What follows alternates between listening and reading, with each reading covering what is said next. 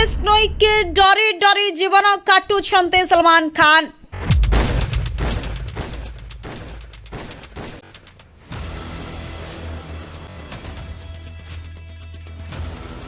NCP नेता बाबा सिद्धिंकर हत्या पछरे Lawrence Bishnoi gang रही कथा सामना को आसी। यही गैंग बहुदिन धरी सलमान खान को धमक दे आसुछि, तेणु तांको जीवन प्रति विपद रही।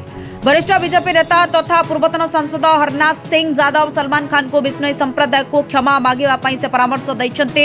से social media handle X ray post करी कहिसन्ते, प्रिय सलमान खान, कलाहरिण हेउछि बिश्नोई संप्रदायर देवता। यहाको से पूजा करती, तुमे यहाको शिकार करी रोषेई करी खाइल, जेउथिपाई बिश्नोई संप्रदायर भावना को कठोर भाव में आघात होइछि। दीर्घ दिन धरी बिश्नोई संप्रदाय आपणक प्रति असंतोष रही।